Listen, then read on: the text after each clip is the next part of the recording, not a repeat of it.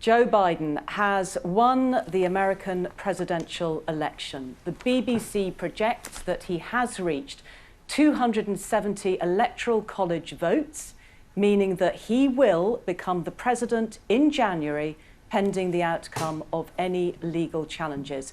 The reason why we can say that Joe Biden has won the election is because we are projecting that he has won the key state of Pennsylvania, taking the 20 electoral votes from that state. This means that he has 273 electoral votes, taking him across the 270 mark. So that is it.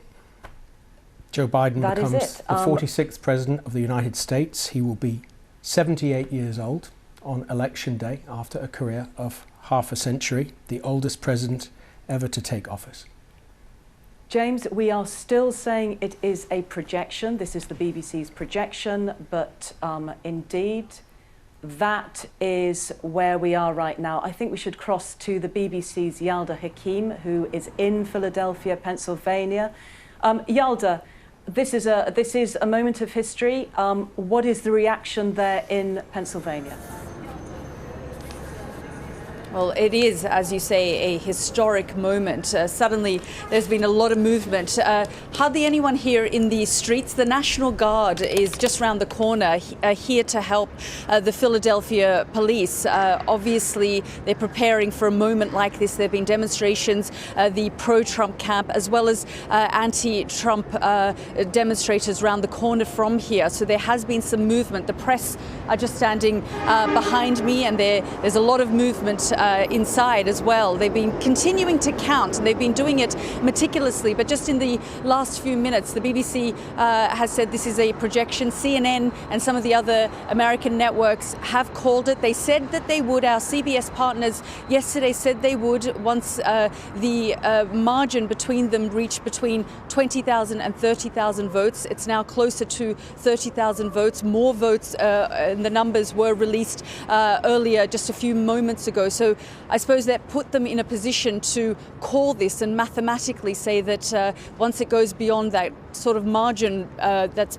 0.5%, that they would call it. So this really is a historic moment, and for it to come down really to Pennsylvania with its 20 electoral college votes, the boy from Scranton, the young Joe Biden, who was born here in this state and who began his campaign here, who ended his campaign here. He visited Pennsylvania 19 times throughout this campaign period. It was an incredibly important state for him. He put his headquarters here in Philadelphia, so really gives you a sense of just how important Pennsylvania is. And really, Pennsylvania is the birthplace of America. It's where the Declaration of Independence happened in 1776, where the Constitutional Convention was held in 1787. So quite a significant moment for it to be coming down to Pennsylvania, and for this state to push the next president over the, well,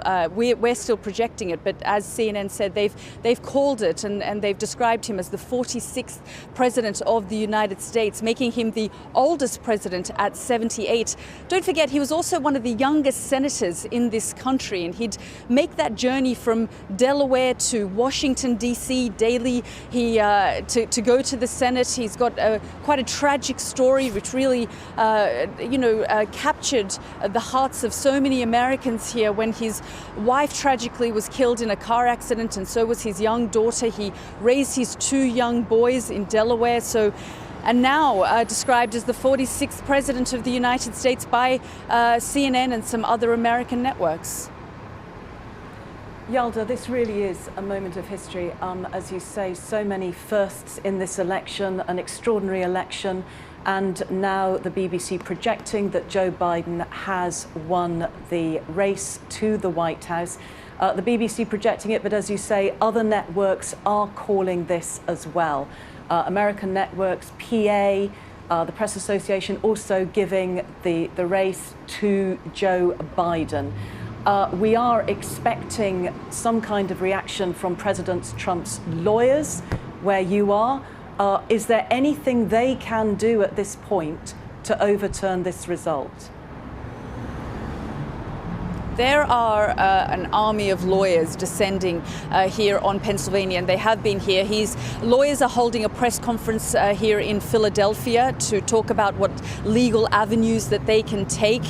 We've spoken to some lawyers on both sides. Some say the president has a leg to stand on and he will pursue the various cases. Others are saying that the kind of mail-in votes that they're talking about discounting are just a handful and not enough to really put any kind of change or change the outcome here. Just in the last few minutes, the city officials released more votes, and that really put Joe Biden in the lead by about 30,000 votes, and that's really where the US networks were waiting before they called it, so that it would reach over 30,000 and that gap would be so wide that it couldn't be disputed. But of course, Donald Trump's lawyers say they will pursue this, they will take it on, that he's not willing to concede, and so we'll have to wait and see what his lawyers do here.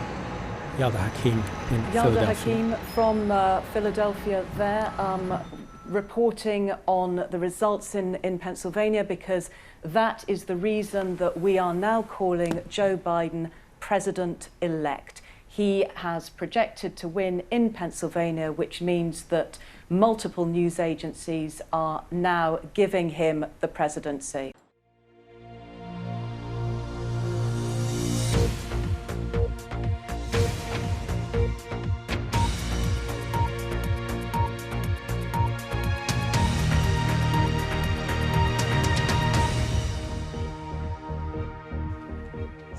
Good evening. Joe Biden has won the American presidential election. The BBC projects that he's crossed the threshold of 270 electoral college votes needed with a win in the state of Pennsylvania. He will now become the president in January, pending the outcome of any legal challenges. President-elect Biden has now won 273 electoral votes, though that amount is likely to go up as he's also ahead in several other states. The Trump campaign has indicated their candidate does not yet plan to concede. We will be heading to the Democrat headquarters in a moment. But first, let's talk with our North America editor, John Sopel, who's outside the White House in Washington. John. Yes, when Donald Trump left the White House this morning to go and play golf, counting was continuing. Nothing had been declared. By the time he comes off the 18th green, someone is going to have to tell him that Joe Biden is president-elect and that the race has been called for him. Now, Donald Trump is not conceding anywhere near. His lawyers, his legal team insist they're going to fight, and they have got grounds, although what those grounds are still not clear. Nevertheless, Joe Biden, at the age of 77 and exactly 48 years after he first became a senator, is now going to become America's 46th president. And it should also be added that Kamala Harris will become the first woman vice president, first woman of color in such a lofty position in America. Outside on the streets in Washington, the soundtrack is of honking car horns. The tension has been relieved after 5 days of waiting. After 4 long, tense days, we've reached a historic moment in this election. We can now project the winner of the presidential race. At just after 11 o'clock this morning, the decisive and historic call was made. Joe Biden will be America's next president. It came after the latest batch of votes from Pennsylvania, which meant he'd opened up a 30,000-plus vote lead over his rival Donald Trump. The Fox News decision desk can now project that former Vice President Joe Biden will win Pennsylvania and Nevada, putting him over the 270 electoral votes he needs to become the 46th president of the United States. In cities across America that tend to be more liberal, the party is starting to celebrate Joe Biden's victory. People honking their horns, hugging in the streets. This morning, Donald Trump went off to play golf, something he'll soon have a lot more time to do. Although the reality of his situation was made clear to him as the motorcade swept into his golf club. The president throughout has been tweeting furiously, going full caps lock. One read, "I won this election by a lot." Last night, Joe Biden gave another holding statement, increasingly confident, assured that the tide of history is flowing in his direction. We don't have a final declaration of victory yet, but the numbers tell us it's clear, tell us a clear and convincing story. We're going to win this race. Biden, at 77 years old, will become America's oldest president. In temperament and outlook, he is the opposite of Donald Trump, but he'll inherit a bitterly divided country. The president is determined to fight. His lawyers are fanning out across the country. But what's the case? There are allegations aplenty, but substance is thin. It may be that Donald Trump's tenure is ending, and the word that he hates the most will attach to him: loser, as he moves towards the exit. John Sopel, BBC News, Washington. Well, for the president-elect, now 77, it's not only been a long few days waiting for this result, it's been decades trying to fulfill a lifetime ambition. Mr. Biden announced his first campaign for the White House back in 1987. Our North America correspondent Nick Bryant joins me now from the Democrats' headquarters in Delaware. Nick. Tina, it has been such a long political journey. It began in the early 70s when he won election to the US Senate. It took him to the West Wing, where he was the vice president of Barack Obama. But now he will sit behind the desk in the Oval Office. The White House will become his home. He loves quoting the words of the Irish poet Seamus Heaney about when hope and history rhyme. Today, that's happened for him. Got one of the most electrifying smiles in US politics, and how he must be rejoicing now. At the age of 77, Joe Biden has fulfilled his personal American dream. He's about to become the occupant of the White House. This former vice president was the candidate who offered soft jazz after the heavy metal of the Trump years. Hi, Morgan. How are you? It's great to see you. Easy listening moderation, a presidency Americans could have on in the background. 8 years of Donald Trump can fundamentally change who we are. I really mean it, in a significant way. He was never the most inspiring of candidates, but his geniality made him hard to demonize. Mr. Biden, a quick word for the BBC. The BBC, I'm Irish. Joe Biden. The White House has long been the target of his ambitions. He announced his first presidential bid in 1987. And he tried again in 2008, but ended up getting the second slot as the vice president to Barack Obama. This also gives the internet one last chance to talk about our bromance. Despite the generation gap, they developed a bond like brothers. It was sealed when Barack Obama awarded him the Presidential Medal of Freedom, recognition to this pillar of the Washington establishment, of his decades in public service. His personal narrative is one of recurring grief. In the early 70s, he lost his first wife and baby daughter in a car accident. 5 years ago, he had to bury his grown-up son, Beau, who died of cancer. It's a life story that found an echo in these sorrowful times. I'd like to be able to say we're going to be back to normal next Friday. The coronavirus meant he spent much of the year sequestered in his Delaware home. He almost became the invisible candidate. At a time when the method of campaigning became a campaign issue in itself, he kept his social distance and cast himself as the anti-Trump, almost portraying this election as a battle of good versus evil. If you entrust me with the presidency, I will draw on the best of us, not the worst. I'll be an ally of the light, not the darkness. From when the results first started coming in on election night, it's been a sometimes fretful wait for the supporters of Joe Biden. But now they'll be able to celebrate. This finally is his moment. 2020 is his year. Nick Bryant, BBC News, Delaware. This US election has seen the highest turnout since 1900. So far, Mr. Biden has won more than 73 million votes, the most ever for a US presidential candidate. Mr. Trump has drawn almost 70 million, the second highest tally in history.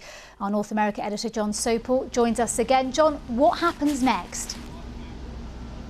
What happens next is we wait to see what Donald Trump does. I don't think there is any sign that he is going to concede anytime soon. As I said in my report, the word he hates most of all is loser. But Donald Trump if everything stays as it is, and there's no reason to believe that it won't, he will become only the third president in the last 50 years to fail to win a second term. He will join Jimmy Carter and George H.W. Bush in that kind of hall of infamy, if you like. And so Donald Trump will want to fight. Joe Biden, though, is going to go full steam ahead, as if everything is normal, that he is going to proceed according to all the constitutional norms. He will start getting security briefings, his security detail will be beefed up, and he will start acting as the President of the United States. And his number one job, of course, at the moment would be, when he takes office, to deal with the coronavirus, but on a more grandiose scale. It will be healing the divisions of America after 4 years of a very divisive, unique president. And that will take some time. There will be challenges aplenty for Joe Biden, but at the moment, he is going to enjoy this moment of celebration.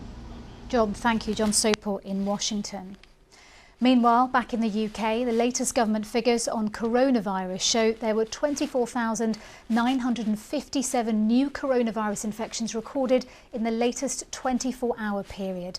The average number of new cases reported per day in the last week is now 22,826. 1,468 people had been admitted to hospital on average each day over the week to last Friday. 413 deaths were reported. That's people who died within 28 days of a positive COVID-19 test. That means, on average, in the past week, 333 deaths were announced every day. It takes the total number of deaths so far across the UK to 48,888. Tomorrow is Remembrance Sunday, which this year marks the 75th anniversary of the end of the Second World War. Many events have been scaled back due to the pandemic, but at a special festival of remembrance staged at the Royal Albert Hall, Prince Charles has honoured the memory of those who have lost their lives in conflict. In this challenging year, we have perhaps come to realise that the freedoms for which they fought are more precious than we knew, and that the debt we owe them is even greater than we imagined. Prince Charles talking there at the Festival of Remembrance, which is on BBC One tonight at 9:10. We're back with the late news at 10:45. Now on BBC One, it's time for the news where you are. Goodbye.